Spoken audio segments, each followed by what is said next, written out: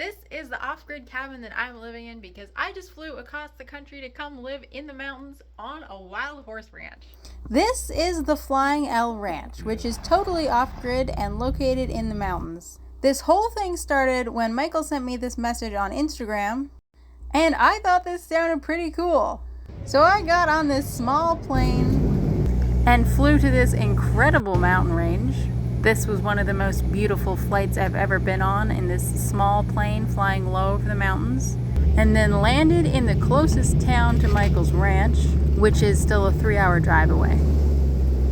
Born on a tiny remote island and raised on a horse farm, I grew up without any social media until 2022, and I've never been to public school. These videos are a journal, and I don't know what'll happen next, so let's enjoy the ride, and I'll see you on the next adventure. Michael picked me up, and we're heading to his ranch in the mountains. There's a really cool view outside, but you can't see it because it's dark. But I'll see you when we get there. Wild horses! Yeah. Those ones are a little funny looking. Those are appies. Yeah. That's so cool!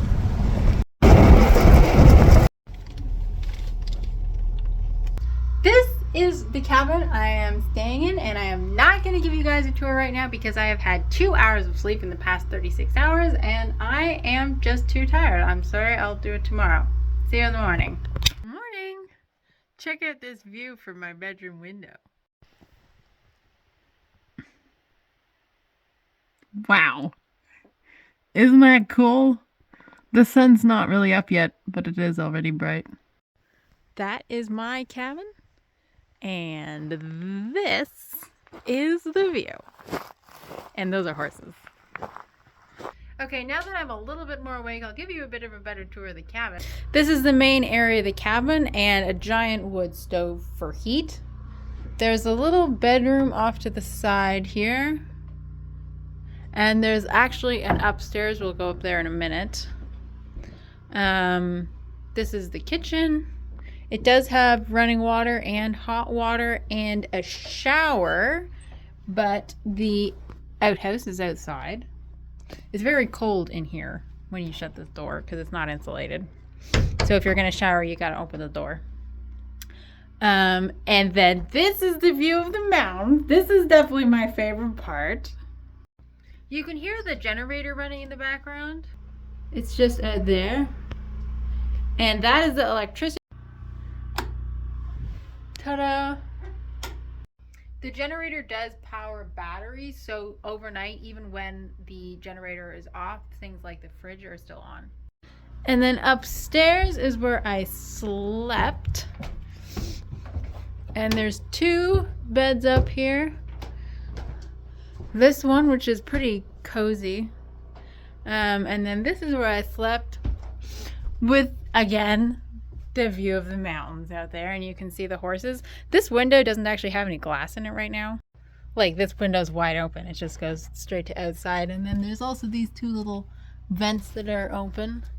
And it's right now it's still very warm. It did get cold last night when the fire went out. I put wood on the fire before going to bed, and then I absolutely just blacked out. And then I woke up because I was cold because the fire had went out at like 6 a.m. And then I just put wood back on the fire and it warmed up again quickly. But we'll get some glass in this window for when it gets a little colder. I also did absolutely 0 unpacking last night, so that's what we're going to do now. Now, everything I packed is pretty much cold weather gear and survival gear, but it's actually not very cold right now. You can see there's no snow outside. I got some fishing gear, and my ice fishing rod is actually in here somewhere. Hopefully it's okay. My ice fishing rod, my IFAC, some hair products. This is more fishing gear, survival food, some hair products, and then yeah, pretty much the rest is just, oh, my machete. I wrapped it in vet wrap to stop it from ripping my clothes. I got a little bit more gear in that bag. That's a drone. That should be fun. And then yeah, everything else is cold weather gear, except it's not that cold right now. So hopefully I have clothes that I can wear. I got moderately unpacked. Let's go find Michael.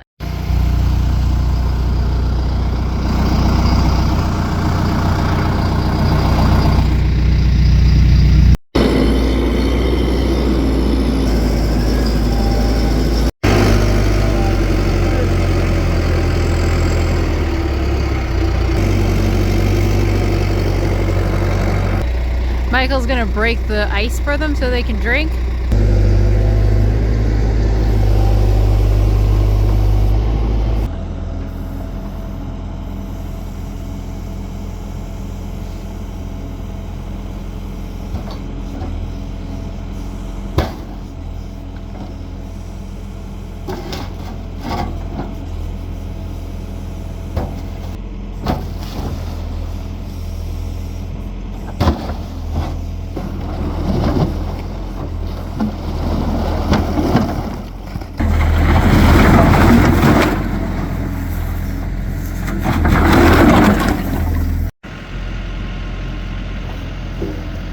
Hello, you little thinker.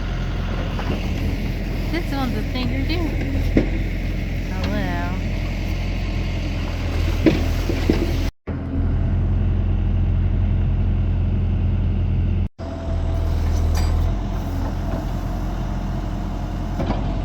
Water hole is all opened up,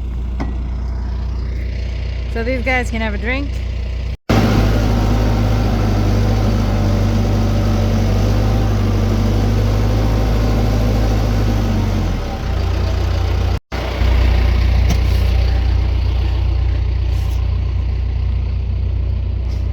She got the pine. Time I go west. Ooh.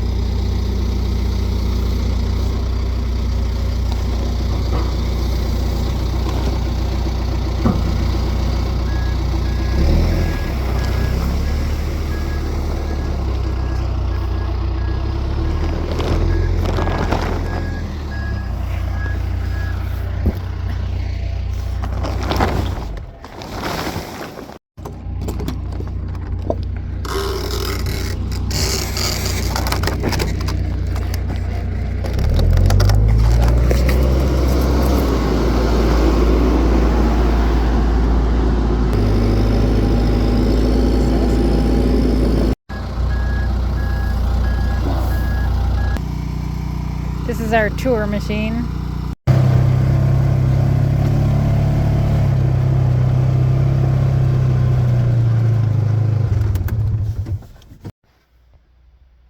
There's definitely two horses, but I think that might not be him, Yeah, actually, it's easier to see on camera almost. but zoom in.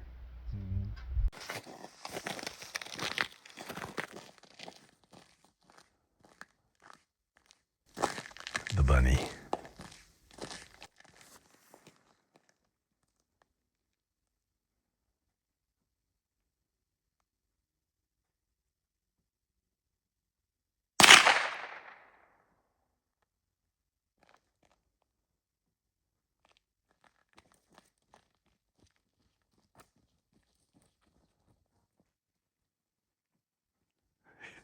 Yeah, I don't think you need two.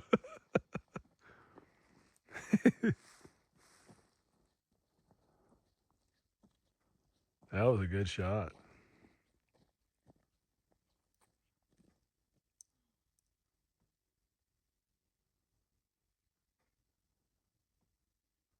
Mercy shot just to make sure it's dead.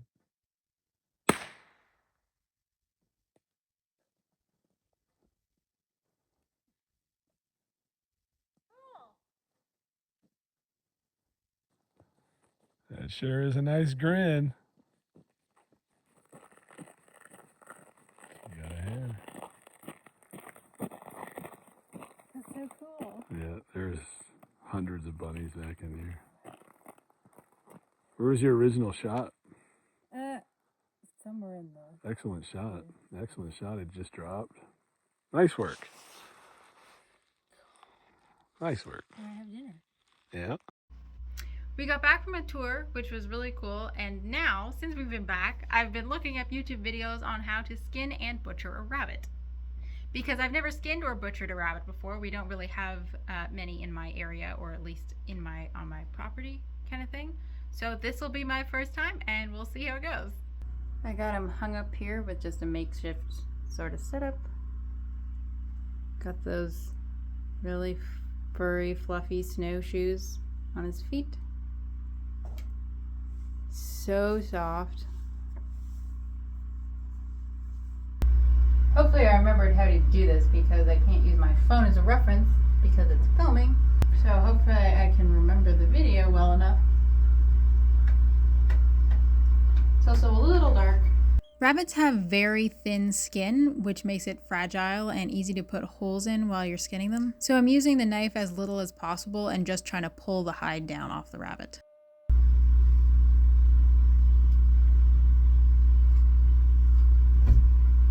Cool!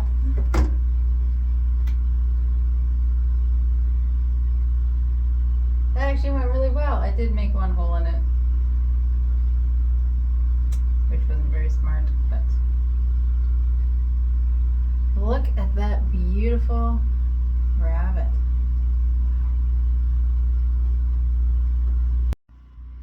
Doesn't that look spectacular? Now we're on to butchering.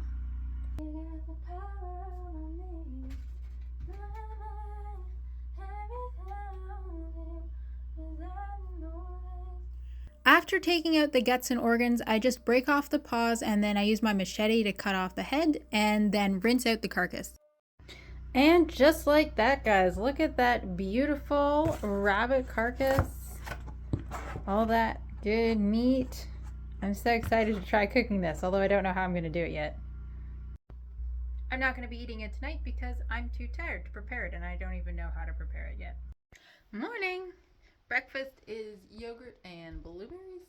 The blueberries are frozen, or were frozen, and then I just put them out on the table to thaw for a little while.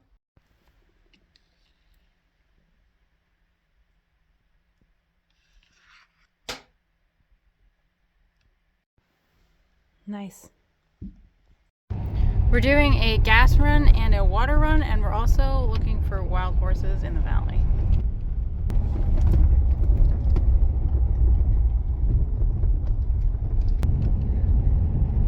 That's one of Benny's, yeah. Let's make sure this little horse is okay. There's herds out here, but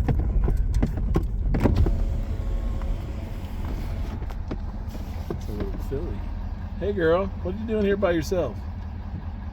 Huh? She says, "What are you talking about? I'm taking a nap." This is the view we missed coming in the dark.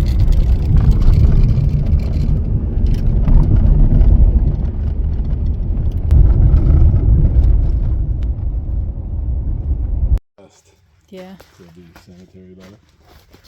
So what I'll do is I'll put a little bit of water in each one, and I'll ask you to just go over and dump it past those little weeds. Okay. So we don't flood his area here and create a hazard. Okay.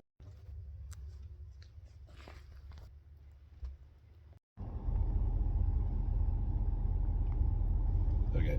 We're looking for this mare, buckskin mare. Oh, okay. There's a buckskin down there. Mm-hmm. It's a better pick. Okay. Oh, these guys are running too. Something's going on. yeah. Somebody's chasing him. Oh, that guy might be buttoning up his field.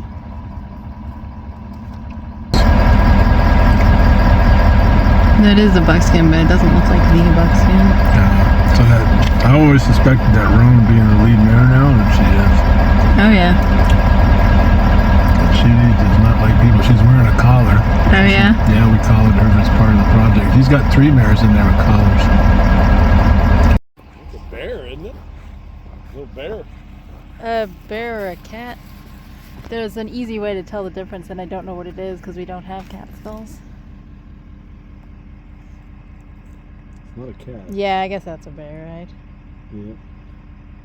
You should bring that home. I will! Cool. That's super intact. There's a Right. We're going up there. Or we're gonna try to anyway. ooh, somebody.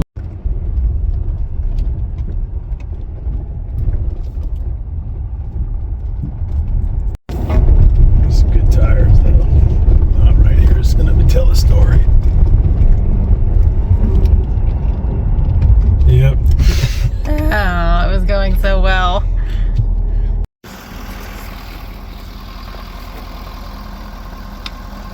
Okay. You want to video this or Roger? Oh, video. That sounds safer for me, eh?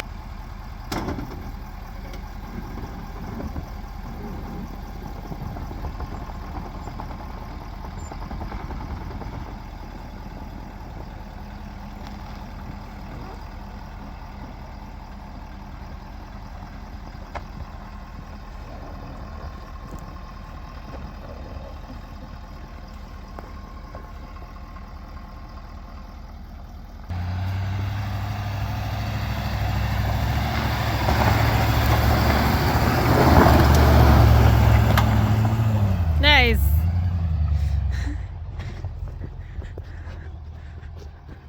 No problem. Welcome to the top of Baldwin. We're up here on top of this mountain and look at the view, you guys. That's the ranch down there. And you can see behind it, that is a huge lake. Now that lake gets to be around 1,500 feet deep in the deepest part, which is absolutely insane, but we're definitely going to try fishing that at some point. The sun's going to set here, which will be one heck of a view. This is the most unreal place. I mean, of course, the camera doesn't even remotely capture what it actually looks like, but I hope you can imagine what this is like to see. This is the other side of the mountain.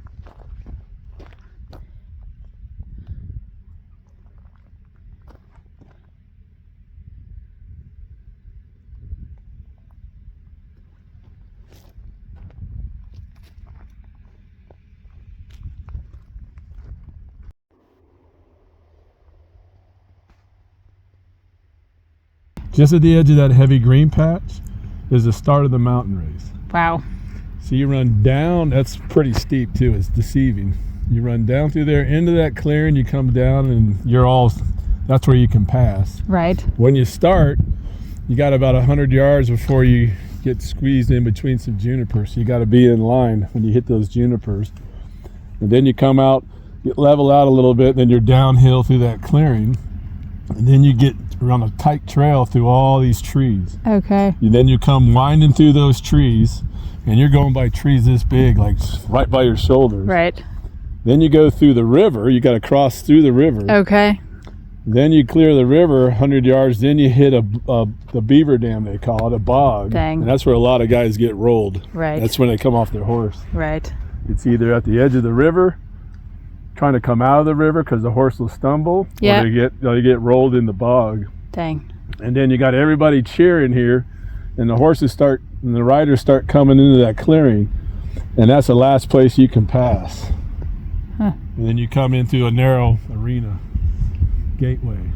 So it takes 20 minutes to get up Right. and a minute and a half to get down. Wow. That does look crazy. It's nuts. It's the most dangerous mountain race of all the three different races. Wow. I got mad respect for everybody out here. I just wish they'd heal.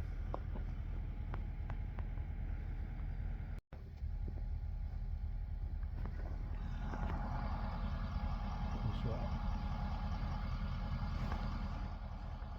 I don't want to close the bar yet. Here is an ancient wild horse catchment.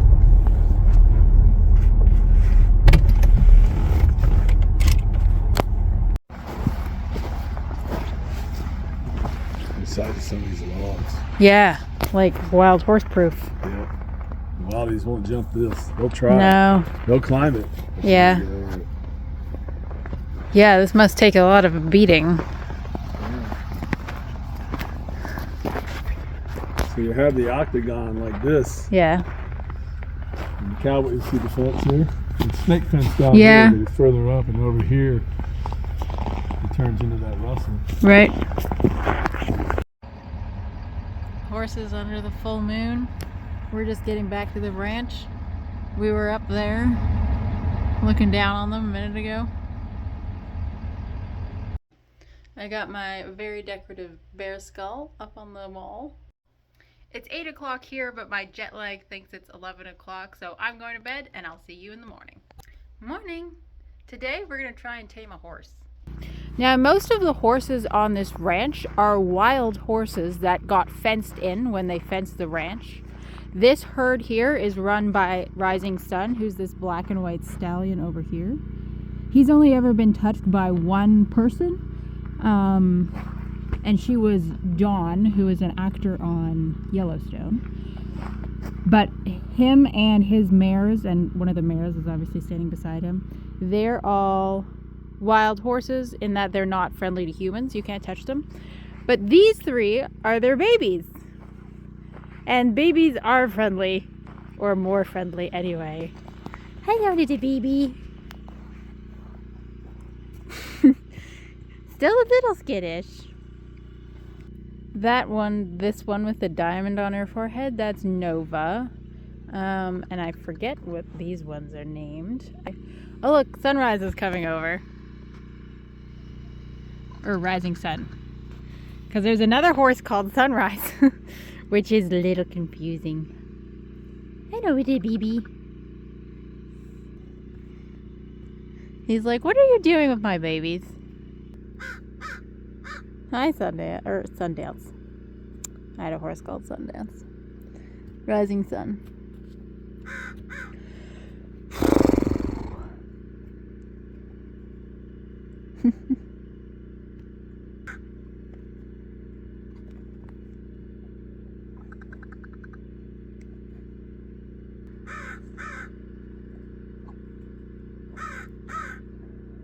That's Sundance. When a horse licks and chews like that, they're releasing energy. So he's relaxing. But there's another horse on this ranch named Oakley, and he is a holy terror. He was abandoned by a wild herd when he was just a few days old.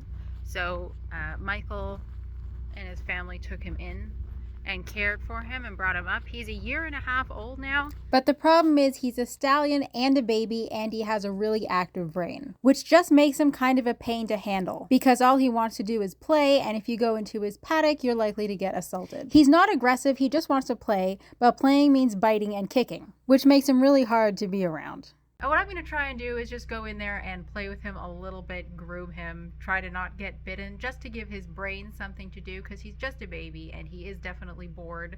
And his foot is in the fence right now. See, this is what Oakley's like. Oh my God. That's what Oakley's like. He's like ADHD. I got some brushes. Let's go see if we can spend some time with Oakley without getting beat up.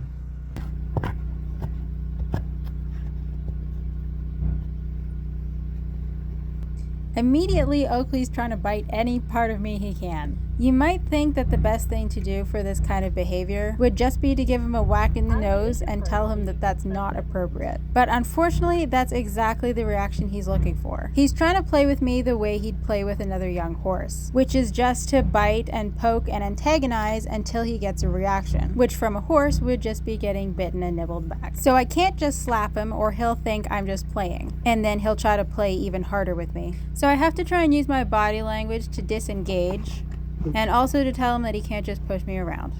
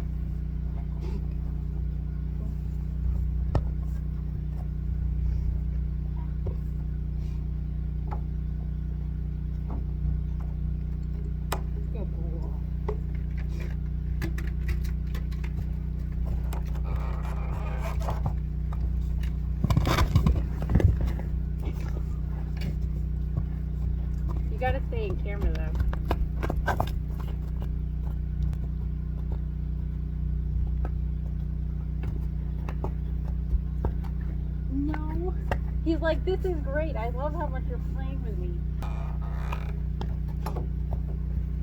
Good boy. So as soon as he disengages with me, that's when I give him attention. He puts his head down to eat some food, so I immediately start scratching him. He is very itchy, so he enjoys this. Good boy. Good boy. No teeth. And then as soon as he tries to bite me again, I stop scratching.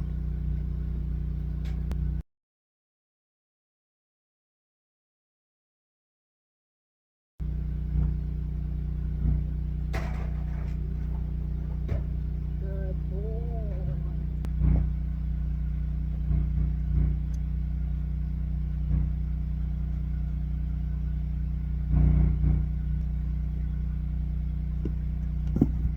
I'm trying to get him to play with the bucket instead of with me, but he decides he'd rather have more scratches.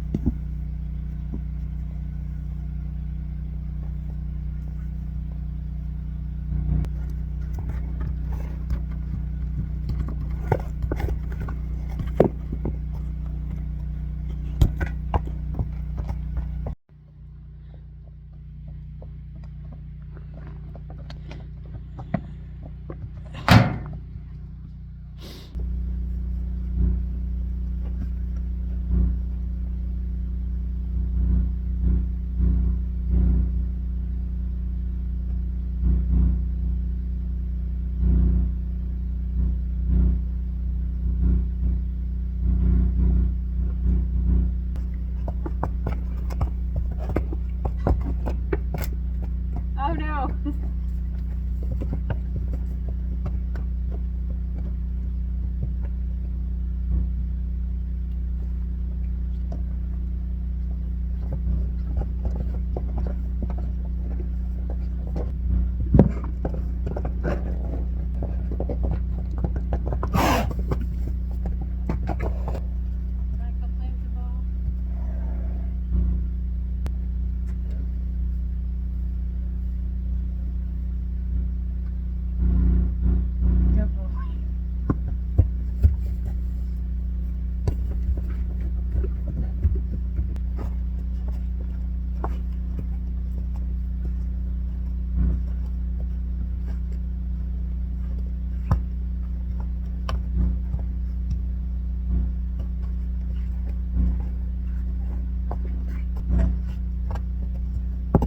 Good boy.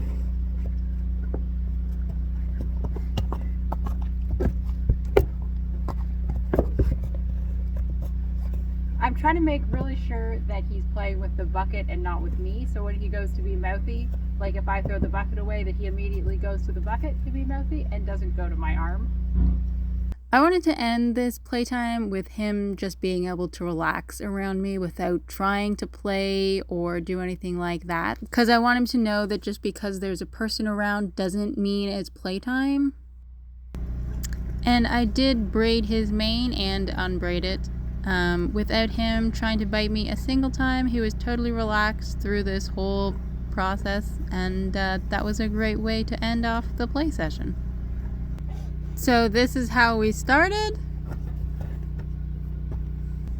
and this is how we finished. But that's it for this video, guys, and I'll see you on the next adventure.